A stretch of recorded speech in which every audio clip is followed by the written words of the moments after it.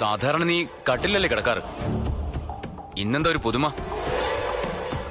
ഞാൻ ഇനി മുതൽ താഴെ കിടന്നോളാം. അപ്പൊ ഞാനോ? ഗിരി കട്ടിലിൽ കിടന്നോ. അങ്ങനെയല്ലല്ലോ അന്ന് പറഞ്ഞത്. വാശി പിടിച്ച് നീ കട്ടിലിൽ കിടന്നതും ഒരു പ്രശ്നം ഉണ്ടാക്കണ്ടല്ലോ എന്ന് കരുതി ഞാൻ താഴെ കിടന്നതും നീ മറന്നാലും ഞാൻ മറക്കില്ല.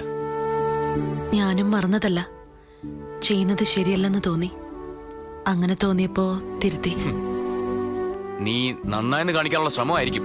എടി, നിന്റെ ഈ നാടകം ഞാൻ വിശ്വസിക്കണമെങ്കിലേ സൂര്യൻ പടിഞ്ഞാറ് ഉദിക്കണം.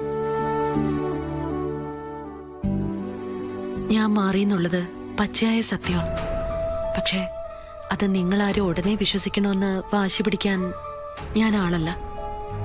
എനിക്കതിനുള്ള അവകാശവും ഇല്ല. ക്ഷമയോടെ കാത്തിരിക്കാൻ ഞാൻ തയ്യാറാ. ഇന്നല്ലെങ്കിൽ നാളെ എല്ലാരും എന്നെ തിരിച്ചറിയും, എന്നെ അംഗീകരിക്കും. ആ മോഹം എന്തായാലും വേണ്ട.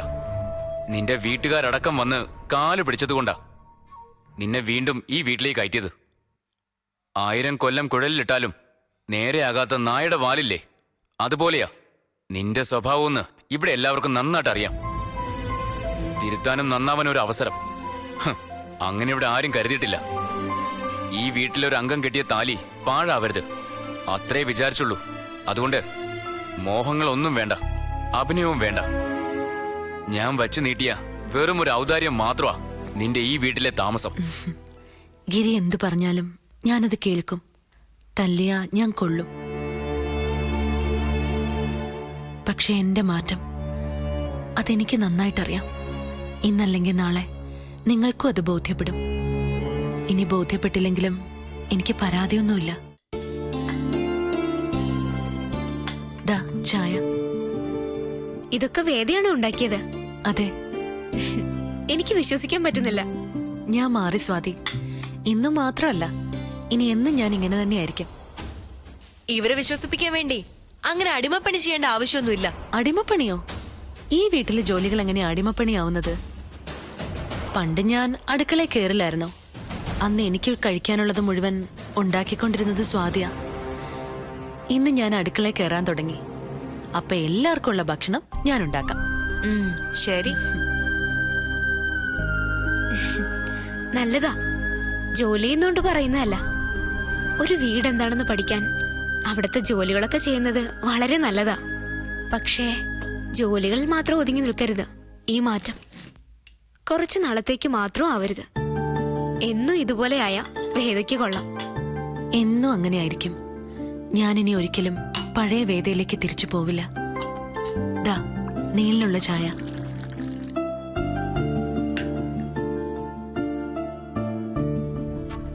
അടുക്കള പണിയൊക്കെ കഴിഞ്ഞോ? കഴിയുന്നു. എന്തേ? എന്റെ വേദേ, ഇത് എന്തിനുള്ള പുറപ്പാടാ? മനസ്സിലായില്ല. നല്ല കുട്ടി ആവാനുള്ള ശ്രമമാണോ?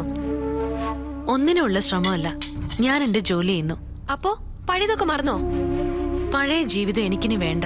അപ്പൊ ഞാനിനി എന്ത് ചെയ്യും? നീയും നന്നാവുക. പകയും വിദ്വേഷവും ഒന്നും നമ്മളെ എവിടെ എത്തിക്കില്ല ഗൗരി.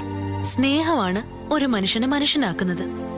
സഹജീവികളെ സ്നേഹിക്കുക, നമുക്ക് പറ്റാവുന്നിടത്തോളം സഹായിക്കുക. ഇങ്ങനെ മാറാനായിരുന്നെങ്കിൽ എന്തിനാ നീലിനെ സ്വാതി ഉപദ്രവിച്ചത്? അന്നേ ഈ സ്നേഹവും കരുണയൊക്കെ കാണിക്കായിരുന്നല്ലോ. കാണിക്കുമായിരുന്നു. എന്ത് ചെയ്യാം, അന്ന് ആ നല്ല ബുദ്ധി തോന്നിയില്ല. ഇപ്പോഴും വൈകിട്ടൊന്നുമില്ലല്ലോ. ദേവേദ, എനിക്കറിയാം ഈ കാണിച്ചു കൂട്ടുന്നത് മുഴുവൻ മറ്റുള്ളവരുടെ കണ്ണിൽ പൊടിയിടാനാണെന്ന്. അത് എന്നോടൊന്ന് സമ്മതിച്ചാൽ മാത്രം മതി. ഇല്ല ഗൗരി, എനിക്കിനി അഭിനയിക്കാനൊന്നും പറ്റില്ല. ഞാൻ മാറി. എനിക്കിനി ആരെ ഉപദ്രവിക്കാൻ പറ്റില്ല. ആരും എന്റെ ശത്രുക്കളല്ല. നീയും മാറണം, അതാ നല്ലത്. ഈ മാറ്റം കൊണ്ട് എന്തൊരു സുഖമുണ്ടെന്നറിയോ? ആ സുഖം നീയും അനുഭവിക്കണം. എനിക്ക് ആ സുഖം വേണ്ട. സ്വാതിയെ എന്റെ ശത്രുവാ. വേദയ്ക്ക് അങ്ങനെ അല്ലാന്ന് തോന്നിയാലും ഞാൻ എന്റെ തീരുമാനം മാറ്റില്ല. ഗൗരി, നീ ഈ കാണിക്കുന്നത് മണ്ടത്തരവാ. നീലിന്റെ ഭാര്യയാണ് സ്വാതി. ആ സത്യം നീ അംഗീകരിക്കണം. വേദ ഇപ്പൊ നല്ല കുട്ടിയാ. അത് ഏടത്തിയെ പോലുള്ള വിട്ടികൾ വിശ്വസിച്ചാ മതി, ഞാൻ വിശ്വസിക്കില്ല. മാറിയത്രേ ഇവളോ? ഇവള് മാറിയെന്നോ? ഇതൊക്കെ വെറും സൂത്രമല്ലേ ഏടത്തി? നമ്മുടെ കണ്ണിൽ പൊടിയിടാനുള്ള സൂത്രം. ഭ്രാന്തില്ലാതെ ഭ്രാന്താശുപത്രിയിൽ കിടന്നതും മരിക്കാതെ മരിച്ചു എന്ന് വരുത്തിയതും ഏടത്തി ഇത്ര പെട്ടെന്ന് മറന്നോ? അതൊക്കെ തെറ്റായിരുന്നു എന്ന് വേദയ്ക്കിപ്പ അറിയാം. അന്നങ്ങനെ പറ്റിപ്പോയി. അതില് ഇവൾക്കിപ്പോ നല്ല സങ്കടമുണ്ട്. സങ്കടം ഇവൾക്കേ അങ്ങനെയൊന്നും മാറാൻ പറ്റില്ല. സൂക്ഷിച്ചു നിന്ന എല്ലാവർക്കും കൊള്ളാം, അല്ലെങ്കിൽ പെടും. ഒടുക്കം എന്തെങ്കിലും പറ്റിയിട്ട് നിലവിളിച്ചിട്ട് കാര്യമില്ല. തൃപ്തിയായല്ലോ വേദയ്ക്ക്. ഞാൻ അപ്പോഴേ പറഞ്ഞില്ലേ ഇവരൊന്നും സഹായിച്ചിട്ട് ഒരു കാര്യമില്ലെന്ന്. ധൈര്യമായിട്ട് പറ വേദ മാറിയിട്ടില്ലെന്ന്. നല്ല വേദയെ ഇവിടെ ആർക്കും വേണ്ട. വേദ പഴയ വേദയാണെന്ന് ചങ്കുറ്റത്തോടെ പറ. ഇല്ല, ഞാനിനി ഒരിക്കലും അങ്ങനെ പറയില്ല. കാരണം ഞാനിപ്പോ പഴയ വേദയല്ല. പിന്നെ ഏട്ടൻ എന്നെ വഴക്ക് പറഞ്ഞത് എനിക്കതിലൊരു പരാതിയുമില്ല. അതൊക്കെ അനുഭവിക്കാൻ ഞാൻ ബാധ്യതപ്പെട്ടവളാ. അത്രയ്ക്ക് ദ്രോഹിച്ചിട്ടില്ലേ ഞാൻ പണ്ട്. അതിനൊക്കെ തിരിച്ചടി കിട്ടിയല്ലേ പറ്റൂ. എനിക്ക് പരാതിയില്ല. കണ്ടോ, അവൾക്ക് വിഷമായി. നീ ഈ കാണിച്ചത് ക്രൂരതയാട്ടോ. മനുഷ്യര് പലതരക്കാരല്ലേ. എപ്പോഴും എല്ലാരും ഒരുപോലെ ഇരിക്കോ? അങ്ങനെയാണെങ്കിൽ ഞാൻ ഏട്ടന്റെ മാറ്റം അംഗീകരിക്കാൻ പാടില്ലായിരുന്നല്ലോ. ഏട്ടൻ അങ്ങനെയല്ലേ ആദ്യമൊക്കെ എന്നോട് പെരുമാറിയിരുന്നത്. ഞാൻ അവളെ പോയി ആശ്വസിപ്പിക്കാം. മുറിയിൽ വരുമ്പോ നീ അവളോട് സോറി പറയണം, ഇല്ലെങ്കിൽ ശാപം കിട്ടും.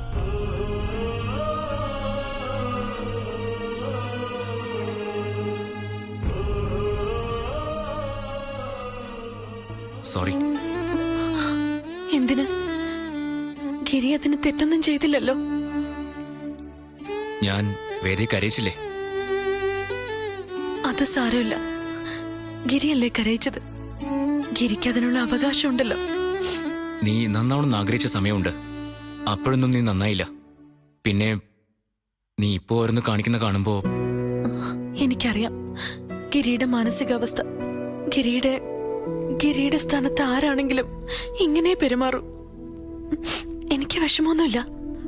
കാത്തിരിക്കണമെന്ന് സ്വാതി പറഞ്ഞു. കാത്തിരിക്കാൻ ഞാൻ തയ്യാറാ. എത്ര കാലം വേണമെങ്കിലും.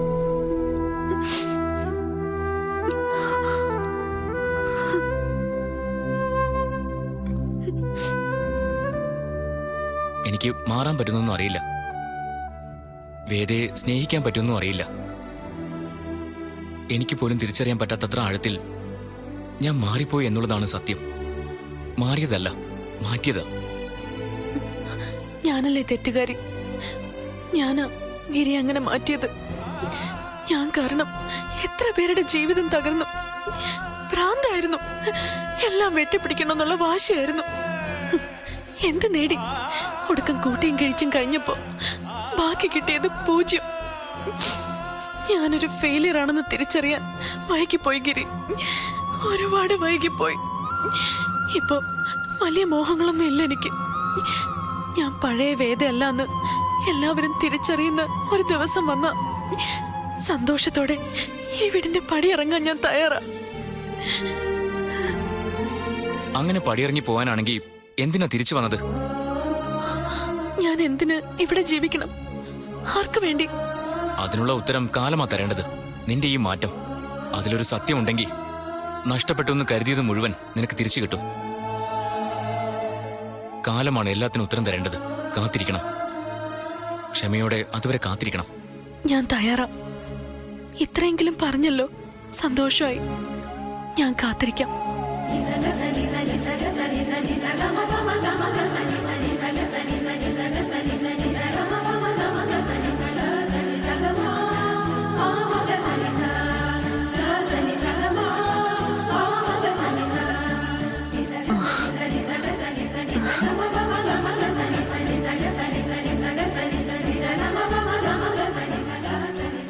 സൗകര്യം പോലെ ഹോസ്പിറ്റലിലൊന്ന് കൊണ്ടുവരണം. ശരി.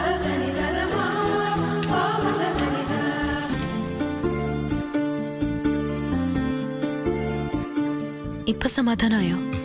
സോറി. എന്തിന്? സംശയിച്ചതിന്. അതൊന്നും സാരമില്ല. അതെന്റെ വിധിയാ. പഴയ കാര്യങ്ങൾ പറഞ്ഞ് എന്നെ വഴിതെറ്റിക്കാൻ വരരുത്. ആ ജീവിതം ഞാൻ എന്നേ കുഴിച്ചു മൂടി. നന്നായി പോയി. കുഴിച്ചുമൂടിയ സ്ഥലത്ത് ഒരു 18ാം വട്ട തെങ്ങൂടി വെക്ക്. അതങ്ങ് വളർന്നോളും. വേദയുടെ കൂടെ നിന്ന് എന്നെ പറഞ്ഞാ മതി.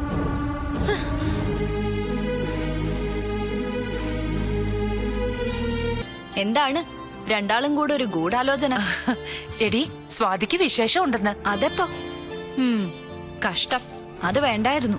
എന്താ ആ തടിയുടെ കൂടെ വയറും കൂടെ വന്നാ നല്ല രസമായിരിക്കും കാണാൻ. അത് അവര് സഹിച്ചോളും. എന്തിനും കുറ്റം പറയുന്ന ഒരൊറ്റ ആളെ ഞാൻ കണ്ടിട്ടുള്ളൂ, അത് നീയാ. അമ്മയുടെ കൂടെ കൂടിയതിന് ശേഷമാണ് ഞാൻ ഇങ്ങനെ ആയത്. നിങ്ങൾ തമ്മിൽ വഴക്ക് വേണ്ട. നമ്മുടെ കുടുംബത്തിലെ അടുത്ത തലമുറ ഉണ്ടാകാൻ പോകുന്നു. അങ്ങനെ വേണം ഇതിനെ കാണാൻ. അച്ഛൻ അന്വേഷിച്ചോ? അന്വേഷിച്ചു. നിനക്കിപ്പോ എന്തു തോന്നുന്നു? വേദ അവളിനി പഴയ പോലെ ആവാനുള്ള സാധ്യതയൊന്നുമില്ലല്ലോ, ഉണ്ടോ? ഇല്ലെന്നാ തോന്നുന്നത്. ആ, നീയാണെങ്കിൽ അച്ഛനാവാൻ പോകുന്നു എന്ന് വെച്ചാ എന്റെ സ്ഥാനം മാറാൻ പോണെന്ന് ചുരുക്കം. അച്ഛനിൽ നിന്ന് അപ്പൂപ്പനിലേക്ക്.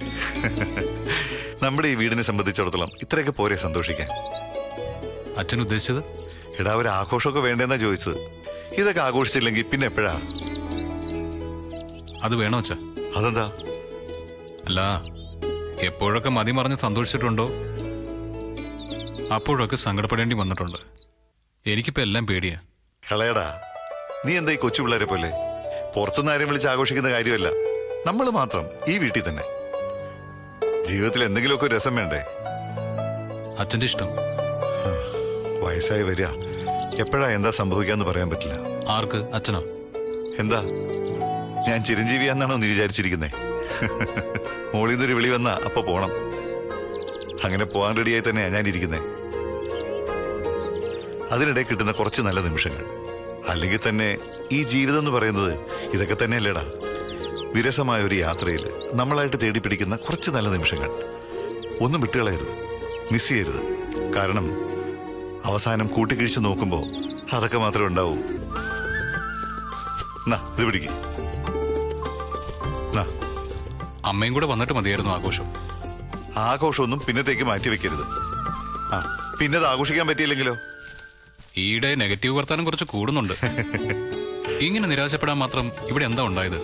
ഒന്നും ഉണ്ടായിട്ടില്ല, നിരാശയില്ല. അങ്ങനെ ഉണ്ടെങ്കിൽ ഇങ്ങനൊരു ആഘോഷം പ്ലാൻ ചെയ്യാൻ തയ്യാറാവൂ? ഇല്ലടാ ഗിരി? പിന്നല്ലാതെ. ശരി, എല്ലാരും ഡ്രസ്സൊക്കെ ഒന്ന് ഇട്ട് വന്നേ, ഞാനൊന്ന് കാണട്ടെ.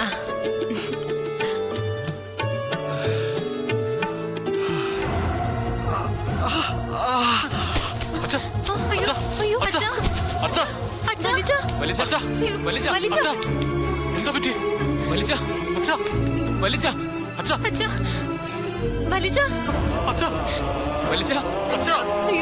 എന്താ പറ്റിയേ?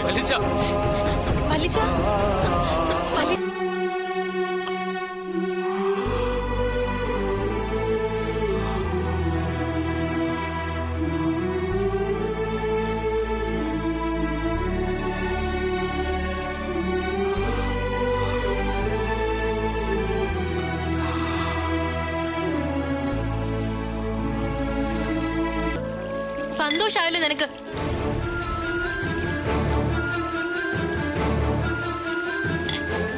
അതിന് സ്വാതി എന്ത് തെറ്റ് ചെയ്തു? തെറ്റിയതേ സ്വാതിയല്ല, അവളുടെ വയറ്റിൽ വളരുന്ന കുഞ്ഞാ. കുഞ്ഞുണ്ടാകാൻ പോകുന്ന വിവരം അറിഞ്ഞപ്പോ തന്നെ അപ്പൂപ്പൻ ആശുപത്രിയിലായി.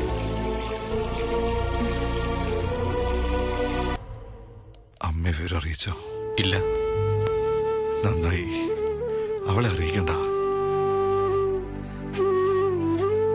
വെറുതെ എന്തിനാ അവളെ കൂടെ പേടിപ്പിക്കുന്നേ? അച്ഛൻ അധികം സംസാരിക്കണ്ട. ഇപ്പൊ എനിക്ക് കുഴപ്പമൊന്നുമില്ല, നല്ല ആശ്വാസം തോന്നുന്നുണ്ട്. ഡോക്ടർ എന്ത് പറഞ്ഞു? അറ്റാക്ക് ആയിരുന്നു എന്നാ പറഞ്ഞത്. പെട്ടെന്ന് പണിമുടക്കാൻ എന്റെ ഹൃദയത്തിന് എന്താ പറ്റിയത്? പിന്നെ എന്നെ എത്രയും പെട്ടെന്ന് ഇവിടുന്ന് ഡിസ്ചാർജ് ചെയ്ത് വീട്ടിൽ കൊണ്ടുപോകണം. മരുന്നും മന്ത്രമൊക്കെ നമുക്ക് വീട്ടിലെത്തി ചെയ്യാം.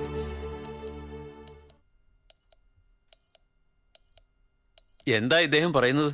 വീട്ടിൽ പോണോന്ന്. അതുകൊള്ളാലോ, വന്നപ്പോഴേക്കും പോവാൻ തിടുക്കമായോ? രോഗത്തിന്റെ സീരിയസ്നെസ് ഇവര് പറഞ്ഞു തന്നില്ലേ? അറിയാം ഡോക്ടർ, എന്നാലും പോണം. പറ്റിയാ എന്റെ കുഞ്ഞിന്റെ കാര്യം കൂടി ഒന്ന് നോക്കിക്കണം. ഗൗരി അങ്ങനെയൊക്കെ പറഞ്ഞ സ്ഥിതിക്ക്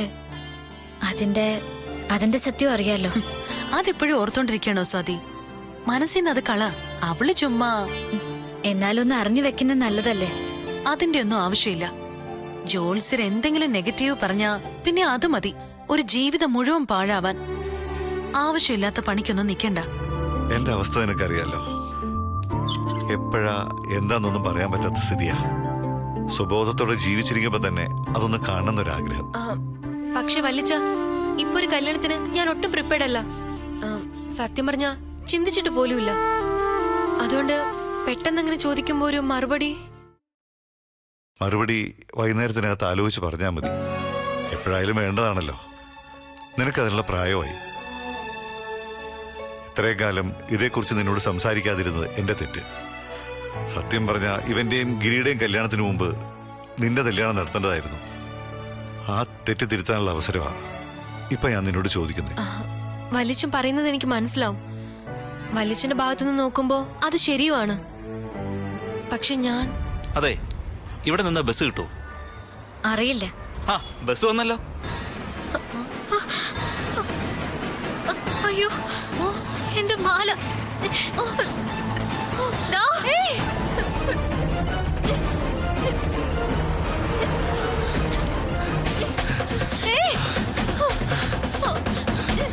ദാ. സ്വാതി.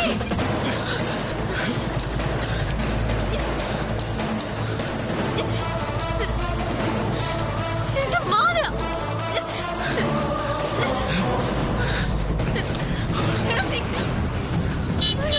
എന്റെ മാല.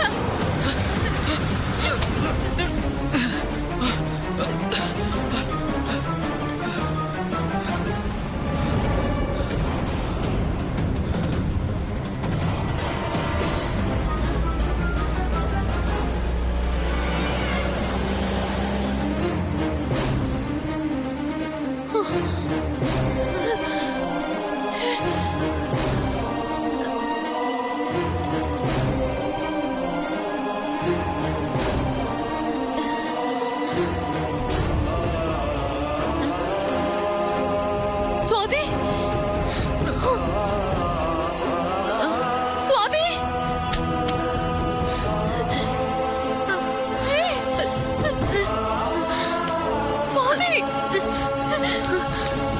സ്വാതി. സൂക്ഷിക്കേണ്ടതുപോലെ സൂക്ഷിച്ചില്ല. അതിനെ അനുഭവിച്ചല്ലേ പറ്റൂ. അബോട്ടായി.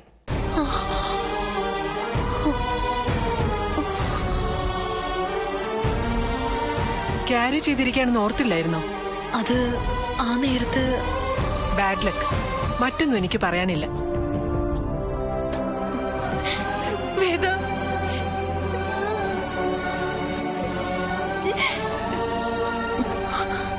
കരയില്ലേ സ്വാതി? കരയല്ലേ? ഇതിന് മാത്രം എന്ത് പാപവേദം ഞാൻ ചെയ്തത്? എന്തിനാ ദൈവം എന്നെ ഇങ്ങനെ ശിക്ഷിച്ചത്? നമുക്ക് എന്ത് ചെയ്യാൻ പറ്റും? സഹിച്ചല്ലേ പറ്റും. എന്റെ ഈശ്വര, ഞാനിത് എങ്ങനെ ഏട്ടനോട് പറയൂ? അതൊന്നും ഇപ്പൊ ഓർക്കണ്ട. ഒന്നും മനഃപൂർവ്വം അല്ലല്ലോ, പറ്റിപ്പോയി. ഇങ്ങനെയൊക്കെ വരുമെന്ന് വിചാരിച്ചിട്ടല്ലല്ലോ സ്വാതി ആ കള്ളന്റെ പുറകെ ഓടിയത്. സമാധാനമായിട്ടിരിക്കെ.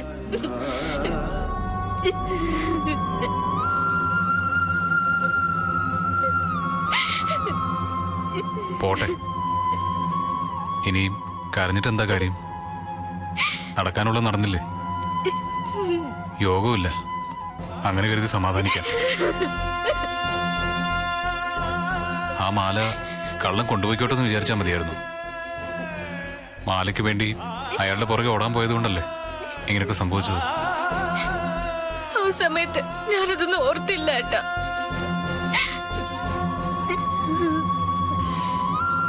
സാരമില്ല, ഇനി ശ്രദ്ധിച്ചാ മതി. എന്നാലും എന്റെ കുഞ്ഞ് എന്ത് ചെയ്യാനാ സ്വാതി? നമുക്കത് വിധിച്ചിട്ടില്ലെന്ന് കരുതാം. വെറുതെ സങ്കടപ്പെട്ടിട്ട് എന്താ കാര്യം? ഞാൻ ഒരുപാട് മോഹിച്ചിരുന്നു. ഞാനും. സാരമില്ല. അച്ഛൻ സ്വത്തൊക്കെ ഭാഗിക്കാൻ പോവാന്ന് കേട്ടോ? അതെ, എന്നാലും വേണ്ടതല്ലേ. എനിക്കൊരു അഭിപ്രായം പറയണമെന്നുണ്ടായിരുന്നു. പറഞ്ഞോളൂ. എന്റെ വീടിന്റെ സ്ഥിതി അച്ഛനറിയാലോ. ഞങ്ങള് 2 മക്കളാ. 3-4 തലമുറയ്ക്ക് ഇരുന്ന് കഴിക്കാനുള്ള വക എന്റെ അച്ഛൻ ഉണ്ടാക്കി വെച്ചിട്ടുണ്ട്. കോടികൾ വരും ഞങ്ങളുടെ ആസ്തി. അതിനെന്താ? സ്വത്ത് ഭാഗിക്കുമ്പോ ഗിരിക്കൊന്നും കൊടുക്കണമെന്നില്ല.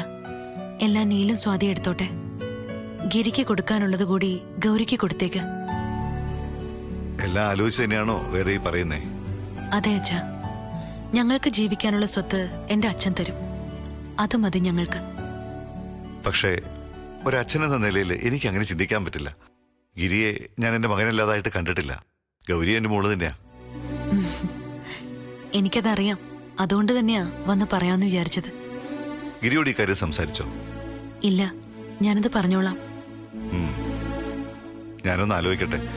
എല്ലാ വശവും ചിന്തിച്ചതിന് ശേഷമേ എനിക്കൊരു തീരുമാനം എടുക്കാൻ പറ്റൂ. മതി. എനിക്കോ ഗിരിക്കോ ഒരു ഡിമാൻഡും ഇല്ലാന്നേ ഞാൻ ഉദ്ദേശിച്ചുള്ളൂ. അതുകൊണ്ട് അച്ഛന്റെ ഇഷ്ടം പോലെ സ്വത്ത് ഭാഗിക്കാം. ഒരു പരാതിയും ഞങ്ങൾ ആരും പറയില്ല. പെട്ടെന്ന് ഈ വീട്ടിലെ സന്തോഷമൊക്കെ പോയത് അല്ലേ ഏട്ടാ? എപ്പോഴും ഒരുപോലെ ഇരിക്കില്ലല്ലോ. ഒരു കയറ്റത്തിന് എന്നായാലും ഒരു ഇറക്കമുണ്ടായിരിക്കും. അച്ഛനാകെ സങ്കടത്തില. ഒരു ഭാഗത്ത് രോഗത്തിന്റെ ശല്യം, മറുഭാഗത്ത് ഈ വീട്ടിലെ പ്രശ്നങ്ങള്. അച്ഛനെ എങ്ങനെയെങ്കിലും ഈ മൂഡ് ഓഫ് എന്ന് രക്ഷിക്കണം. എങ്ങനെ? ഈ വീട്ടില് എന്തെങ്കിലും മംഗളകർമ്മം നടക്കണം. മംഗളകർമ്മം? നീ എന്താ ഉദ്ദേശിക്കുന്നത്? നമുക്ക് ഗൗരിയുടെ കല്യാണം നടത്തിയാലോ? അവൾക്ക് വേണ്ടെന്നല്ലേ പറയുന്നത്? പിന്നെന്ത് ചെയ്യും? ഒന്നുകൂടി സംസാരിക്കണം. ഞാൻ സംസാരിച്ചാലോ? നീ അവിടെ സമ്മതിക്കോ? അറിയില്ല, ശ്രമിച്ചു നോക്കാം. എന്തായാലും ഒരു കാര്യം ഉറപ്പാ, എന്തെങ്കിലും ഒരു ഫംഗ്ഷൻ ഇവിടെ നടന്നില്ലെങ്കിൽ ഈ വീടിന്റെ താളം മുഴുവൻ തെറ്റും. പരസ്പരം ആരും ഒന്ന് സംസാരിക്കുന്ന പോലും ഇല്ല ഇപ്പോ. അറിഞ്ഞിട്ട് നമ്മളായിട്ട് എന്തെങ്കിലും ചെയ്യണ്ടേന്ന് വിചാരിച്ചിട്ടാ ഞാൻ കല്യാണത്തിനെ കുറിച്ച് പറഞ്ഞത്. എനിക്കെതിരെ അഭിപ്രായമൊന്നുമില്ല. ഗൗരിയുടെ സമ്മതമാണല്ലോ പ്രധാനം. അത് വാങ്ങാൻ കഴിയുമെന്ന് ഉറപ്പുണ്ടെങ്കിൽ ചെയ്തു. ഞാൻ കൂടെയുണ്ട്. സ്വാതി നിർബന്ധിച്ചതുകൊണ്ടൊന്നുമല്ല, വല്യച്ഛന്റെ അവസ്ഥ ഓർത്തപ്പോ സമ്മതിച്ചതാ.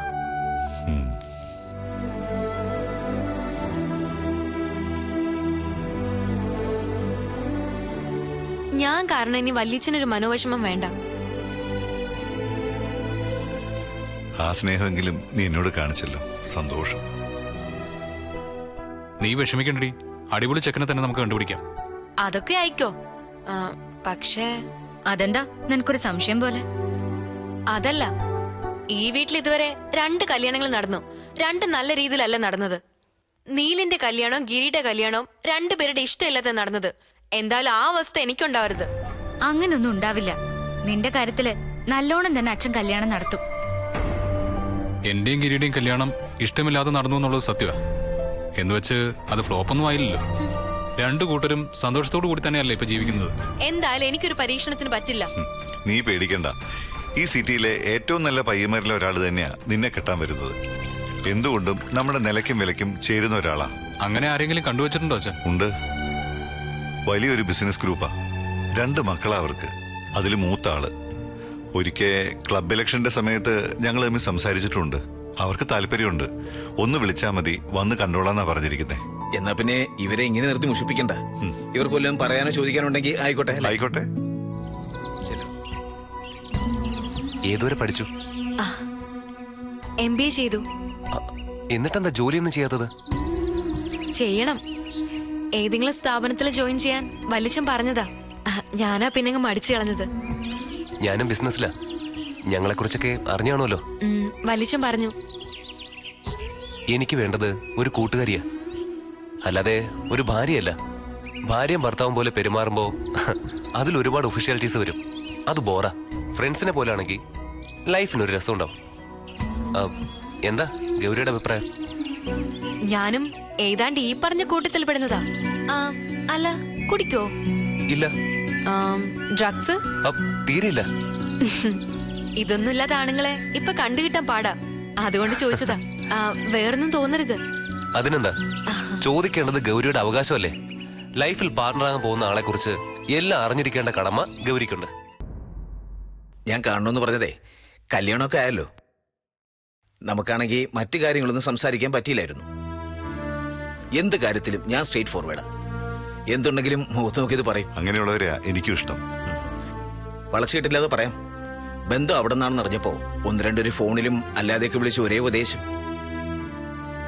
അല്ല, ഗിരിയും ഗൗരിയും സ്വന്തം മക്കളാണല്ലോ. ആ നിലയ്ക്ക് ഗൗരിക്ക് എന്ത് കിട്ടും എന്നൊന്ന് അറിഞ്ഞു വെക്കുന്നത് നന്നായിരിക്കും.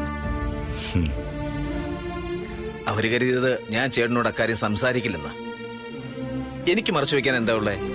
നാളെ ബന്ധുക്കളാൻ പോകുന്ന നമുക്കിടയിൽ തന്നെ രഹസ്യങ്ങൾ അല്ലേ? അതെ അതെ. അപ്പൊ പിന്നെ ഗൗരിക്ക് എന്ത് കൊടുക്കുമെന്നറിഞ്ഞാ നമുക്ക് ഈ സംസാരം വേഗം അവസാനിപ്പിക്കായിരുന്നു. ആ കാണുന്ന സ്വത്ത് മുഴുവനും ഞാൻ ഉണ്ടാക്കിയതാ. അതുകൊണ്ട് തന്നെ അതൊക്കെ എന്റെ ഭാര്യയുടെ പേരിൽ ആധാരമാക്കിയിരിക്കുന്നത്. എനിക്കെന്തെങ്കിലും സംഭവിച്ചു പോയാലും ആർക്കും ഒരു ബുദ്ധിമുട്ടും വരാത്ത രീതിയിലാ എല്ലാം ചെയ്തു വെച്ചിരിക്കുന്നത്. ഗൗരി എനിക്കെന്റെ മോളെ പോലെ തന്നെയാ. അതുകൊണ്ട് തന്നെ നീലിന് കൊടുക്കുന്നത് എന്താണോ അതിലൊട്ടും കുറയില്ല ഗിരിക്കും ഗൗരിക്കുമുള്ള പങ്ക്. പിന്നെ അതിന്റെ കാലശേഷമായിരിക്കുന്നു മാത്രം. മതി, ഈ വാക്ക് മതി. എന്ന് വെച്ചാൽ 50-50. ഒരു ഭാഗം നീലിനും അവന്റെ കുടുംബത്തിനും, വേറൊരു ഭാഗം ഗൗരിക്കും ഗിരിക്കും. അതായത് എന്റെ മരുമോളാകാൻ പോകുന്ന ഗൗരിക്ക് പകുതിയുടെ പകുതി കിട്ടുമെന്ന് ചുരുക്കം. അതെ. സത്യം പറഞ്ഞ ശ്രീധനത്തെ കുറിച്ചൊന്നും ചോദിക്കുന്നതും പറയുന്നതും ഒക്കെ പഴയ രീതിയാ. ഞാനൊരു പഴയ ശൈലിക്കാരനാണെന്ന് അറിയാലോ. എല്ലാം സംസാരിച്ച് ധാരണയിൽ എത്തിച്ചു വെച്ചാ പിന്നീടൊരു തർക്കം ഉണ്ടാവില്ല. എപ്പോഴും ക്ലാരിറ്റിയോടെ പോകുന്നതാ നല്ലത്. ശരിയല്ലേ?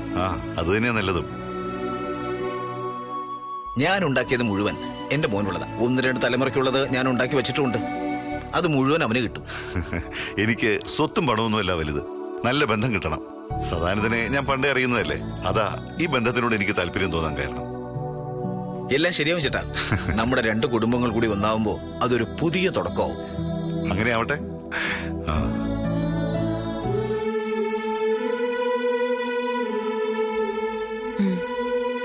എന്താ ഇത്? ബ്ലാങ്ക് ചെക്കാ. ഗൗരിയുടെ കല്യാണം അല്ലേ, കാശിന് ആവശ്യം ഉണ്ടാവില്ലേ? എത്രയാണോ വേണ്ടത് അത് ബാങ്കിൽ നിന്ന് എടുത്തോളൂ. എനിക്ക് കാശിന്റെ ആവശ്യമൊന്നുമില്ല. ഞാൻ തരുന്നോണ്ടാണോ അങ്ങനെ പറയുന്നത്? നിറഞ്ഞ മനസ്സോടെയാ ഞാനിത് തരുന്നത്. ഗിരിയുടെ സഹോദരി എന്ന് പറയുന്നത് എന്റെയും കൂടി സഹോദരിയല്ലേ? എന്നാലും വേണ്ട. ഇതൊക്കെ ചിലപ്പോ നാളെ ബാധ്യതയായി മാറും. ഏയ്, ഒരിക്കലും ഇല്ല. ഞാൻ ഒരിക്കലും കണക്ക് പറയില്ല. വേണ്ടെന്ന് പറഞ്ഞില്ലേ?